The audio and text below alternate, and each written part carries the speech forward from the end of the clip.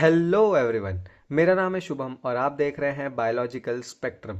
तो चलिए फटाफट से शुरू करते हैं बिना किसी देरी के। आज के इस वीडियो लेक्चर में हम स्टार्ट करने वाले हैं जो 12th स्टैंडर्ड के लिए बायोलॉजी का फर्स्ट चैप्टर है, that is reproduction in lower and higher plants. इस चैप्टर को फ्रेंड्स बिना किसी टाइम वेस्ट किए हम फटाफट से इस चैप्टर को स्टार्ट करते हैं।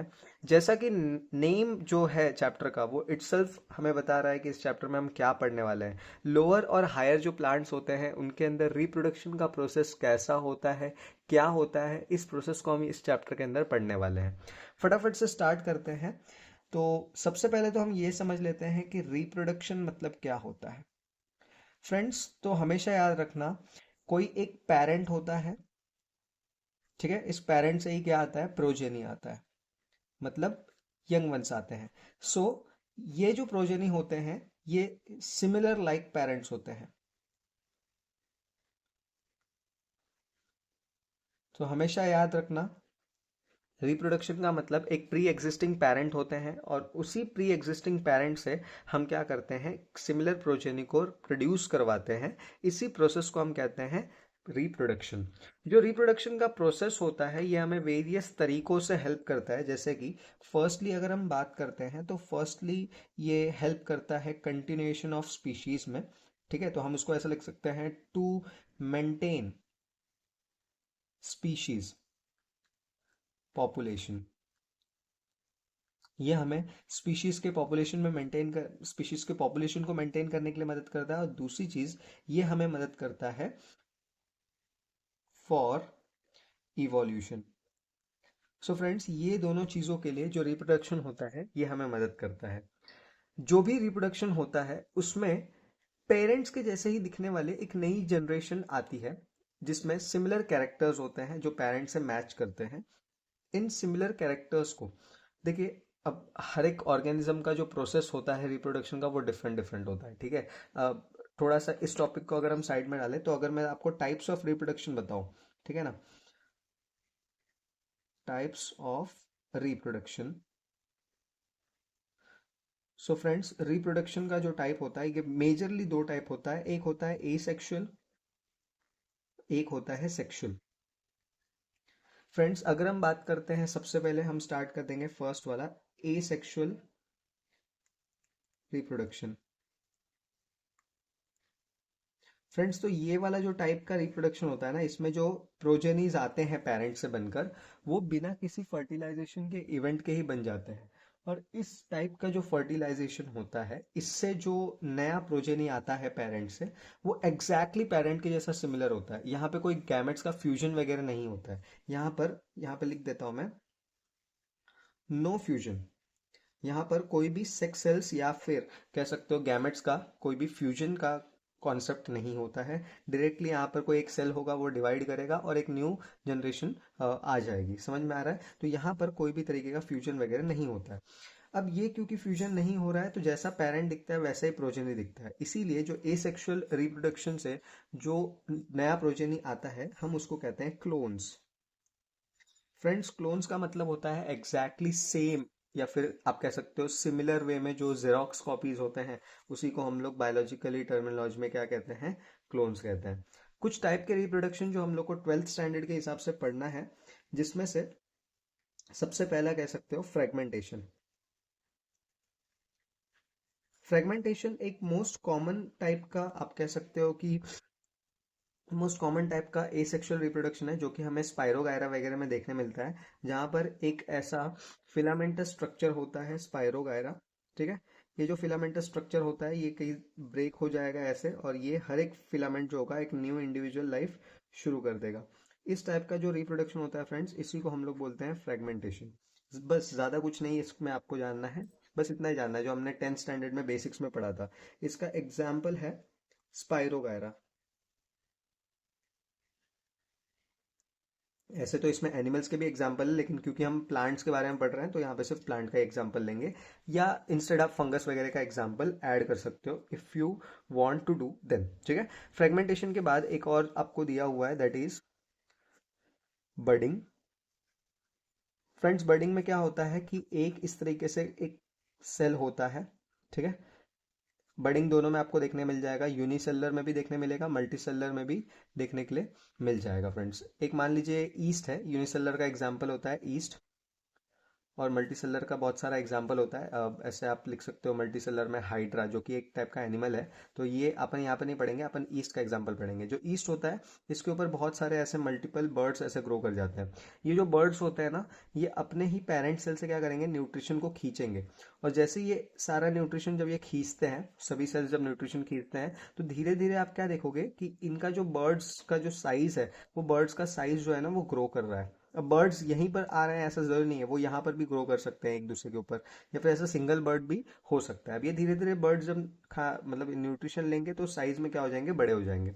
जब इनका डेवलपमेंट जो है वो कंप्लीट हो जाएगा तो ये अपने पेरेंट बॉडी से डिटैच हो जाते हैं कुछ इस तरीके से, और एक नया कह सकते हो कि अपना लाइफ स्टार्ट कर देते हैं। ये जो ईस्ट है इसको हम लोग बोलेंगे पेरेंट सेल, पेरेंट सेल। और ये जो है इसको हम लोग कहते हैं डॉटर सेल, या फिर डॉटर ईस्ट भी आप कह सकते हो। सो इस तरीके से अपने को बर्डिंग देखने के लिए मिलता है, जहां पर छोटे छोटे बर्ड्स ग्रो करते हैं पेरेंट के ऊपर, वो न्यूट्रिशन खींचते हैं, और कंटिन्यूसली न्यूट्रिशन खींच के जब वो बड़े हो जाएंगे तो उसके बाद अपने पेरेंट बॉडी से अलग हो जाते हैं, और इस तरीके से डॉटर ईस्ट का प्रोडक्शन होता है। फिर एक और इसमें आपको पढ़ना है जो कि नेचुरल मेथड है, that is vegetative propagation. Vegetative propagation इसको हम दो तरीके से कर सकते हैं फ्रेंड्स। एक है नेचुरली, जो कि अपने आप नेचर में होता है। एक है आर्टिफिशियली। आर्टिफिशियली का मतलब है कि उसमें ह्यूमन इंटरेक्शन होगा, इंसानों के वजह से जो प्रोसेस होगा उसमें अफेक्ट आपको देखने मिलेगा। नेचुरली मतलब क्या होता है, जो वेजिटेटिव पार्ट्स होते हैं, वेजिटेटिव पार्ट्स जैसे कि वेजिटेटिव पार्ट्स की अगर हम बात करते हैं तो वेजिटेटिव पार्ट्स जो होता है, वेजिटेटिव पार्ट्स स्पेसिफिकली जैसे मान लो आप रूट्स है, ठीक है, स्टेम है, ट्यूबर है, ईटीसी, ये सब पार्ट से अगर कोई लीफ वगैरह आप कह सकते हो, ठीक है, ये सब पार्ट से अगर कोई नया प्लांट ग्रो करता है तो उसको हम लोग कहते हैं वेजिटेटिव रिप्रोडक्शन या फिर वेजिटेटिव प्रोपागेशन। अब नेचुरली अपने आप इससे होगा। अगर हम बात करते हैं वैसे अलग अलग टाइप के रूट्स का एग्जांपल होता है स्वीट पोटैटो। ज़्यादा नहीं, आपको एक एक एग्जांपल याद रखना है। स्टेम का एग्जांपल आप ले सकते हो रोज, शुगर केन, ठीक है। लीफ का एग्जांपल आप ले सकते हो, जैसे लीफ वगैरह जो होते हैं इसका एग्जांपल आप ले सकते हो ब्रायोफाइलम। और अगर आपको ट्यूबर वगैरह का एग्जांपल चाहिए तो ट्यूबर एक टाइप का स्टेम का ही मॉडिफिकेशन होता है फ्रेंड्स, 11th स्टैंडर्ड में आपने पढ़ा होगा। तो ट्यूबर का एग्जांपल आप ले सकते हो जैसे कि पोटैटो। वैसे राइजोम भी होता है, स्टेम का ही मॉडिफिकेशन होता है वो भी। तो राइजोम का भी आप ले सकते हो एग्जांपल टर्मरिक।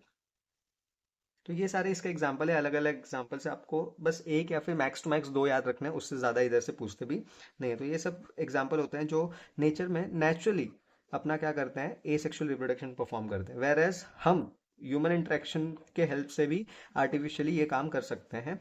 अगर हम इस काम को आर्टिफिशियली करने जाएंगे तो इसमें बहुत सारी चीज़ें आती हैं, दैट इज कटिंग, ग्राफ्टिंग वगैरह आता है इसमें। हम क्या करते हैं, एक पॉटेड प्लांट लेंगे, ठीक है। जैसे कि मान लीजिए मैं अपने फ्रेंड के घर पे जाता हूँ, मुझे वहाँ पर एक रोज़ का प्लांट दिखता है, वो मुझे बहुत पसंद आता है। अब अगर मैं चाहता हूँ कि उस रोज़ के प्लांट को अपने घर पर लेकर आऊँ, तो मेरा दोस्त के पास भी एक ही प्लांट है फॉर एन एग्जाम्पल, तो मुझे तो वो रोज़ का प्लांट देगा नहीं। तो मैं किस तरीके से उस प्लांट को लेकर आ सकता हूँ। अब आपके दिमाग में आएगा कि सर दुकान से खरीद लो, मेरे पास उतने पैसे भी नहीं है फॉर एग्जाम्पल, तो मैं कैसे खरीदूंगा, ठीक है। तो मैं क्या करूंगा कि वो जो रोज़ का प्लांट होगा वो जैसे कि पॉटेड होगा, राइट। इस तरीके से जो पॉट होगा उस पॉट के अंदर वो प्लांट लगा होगा, ये लीफ है इस तरीके से, और ये रोज का प्लांट उसके ऊपर लगा हुआ है। अब मैं क्या करूंगा, इसका स्टेम का, जैसे मान लो यहाँ से वगैरह कोई दूसरा स्टेम वगैरह अगर इससे निकला है, ठीक है, यहाँ से कोई दूसरा स्टेम अगर निकला हुआ है तो मैं इस स्टेम को क्या कर लूंगा, कट कर लूंगा। इस स्टेम को कट करने के बाद मैं क्या करूंगा, अपने घर पे लाऊंगा और एक दूसरे पॉट के अंदर उस छोटे से स्टेम को मिट्टी डाल के लगा दूंगा। अब इसके मिट्टी डालने की वजह से क्या हुआ, ये जो स्टेम होगा ये वेजिटेटिव प्रोपागेशन शो करेगा और एक न्यू प्लांट में ग्रो कर जाएगा। फिर मेरे पास भी क्या हो जाएगा, मेरे फ्रेंड के जैसे एक रोज का प्लांट ग्रो कर जाएगा। ये जो प्रोसेस होता है इसी को हम लोग कहते हैं आर्टिफिशियल वेजिटेटिव प्रोपागेशन। अक्सर ये रोज के साथ में, शुगर केन वगैरह के साथ में किया जाता है प्रोडक्शन बढ़ाने के लिए, या फिर एक जगह से दूसरी जगह पर क्रॉप को लेकर जाने के लिए।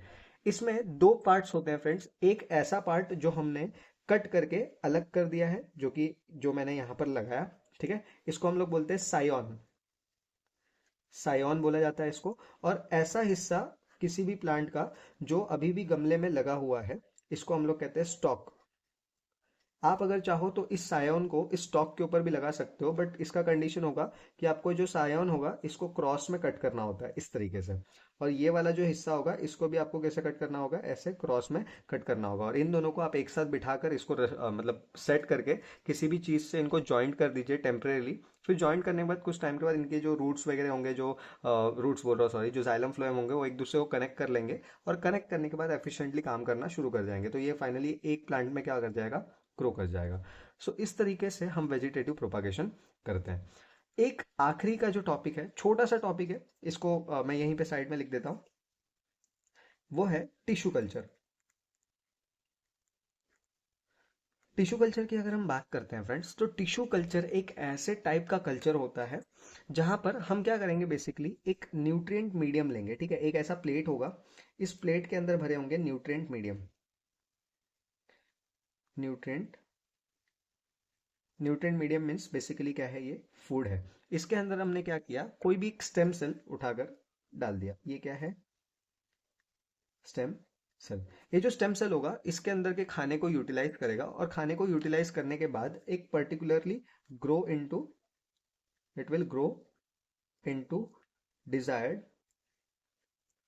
ऑर्गन, ठीक है, या फिर ऑर्गन सिस्टम। अब ये जो कल्चर होता है ना, एक सेल का इस्तेमाल करके, सिर्फ एक सिंगल सेल था आपके पास, इस सेल से इस्तेमाल करके आपने क्या बना लिया, पूरा का पूरा ऑर्गन बना लिया, या फिर पूरा का पूरा ऑर्गन सिस्टम। डिपेंड करता है आपकी नीड क्या है, आपको किस चीज़ की उस टाइम पर ज़रूरत है, आप वो चीज़ ग्रो कर सकते हो। और इसी पूरे मेथड को, जहाँ पर एक सिंगल सेल से हम एक पूरा का पूरा ऑर्गन या फिर ऑर्गन सिस्टम बना रहे हैं, इसी को हम कहते हैं टिश्यू कल्चर। एसेक्सुअल रिप्रोडक्शन में बस इतनी ही चीज़ें दी गई हैं। आज का वीडियो लेक्चर जो है बस यहीं पर हम स्टॉप करेंगे, क्योंकि मैं नहीं चाहता कि पहला ही लेक्चर बहुत ज़्यादा बड़ा हो जाए और हेक्टिक हो जाए। इसके आगे वाले लेक्चर्स में हम इस चैप्टर को आगे बढ़ाएंगे, और जो सेक्सुअल रिप्रोडक्शन वाला पार्ट है जो हायर प्लांट्स में होता है वो हम देखेंगे। लोअर प्लांट्स में बस ऐसे ही कुछ छोटे छोटे टाइप्स के जो ए सेक्सुअल रिप्रोडक्शन होते हैं, यही हम लोग को देखने मिलता है। जो स्पाइरोगैरा था, ये एक टाइप का ग्रीन एल्गी होता है, आपने 11th स्टैंडर्ड में पढ़ा होगा। थैलोफाइटा में 3 डिफरेंट टाइप्स थे, एक था क्लोरोफाइसी, एक था फियोफाइसी, एक था रोडोफाइसी। तो ये एक टाइप का क्लोरोफाइसी होता है, ग्रीन एल्गी होता है ये, ठीक है। आज का लेक्चर हम यहीं पे स्टॉप करते हैं फ्रेंड्स। अगर आपको ये वीडियो लेक्चर पसंद आया हो तो वीडियो को लाइक करिए, चैनल पे नए हो तो आप इसको सब्सक्राइब करिए। बहुत सारे वीडियोस डालने वाला हूँ, बहुत सारे वीडियोस आने वाले हैं फटाफट से। 12th स्टैंडर्ड के लिए, 11th स्टैंडर्ड के लिए, 9th स्टैंडर्ड के लिए, 10th स्टैंडर्ड के लिए, 10th स्टैंडर्ड के लिए जो कुछ चैप्टर्स हैं स्टार्टिंग के, उसके ऑलरेडी वीडियोस अपलोडेड है। अगर आपका कोई फ्रेंड है जो 10th स्टैंडर्ड में पढ़ रहा है, कोई भाई बहन है, कोई भी पढ़ रहा है, तो आप उनको ये वीडियो लेक्चर सजेस्ट कर सकते हो। मिलते हैं अगले वीडियो में, तब तक के लिए thank you and bye bye.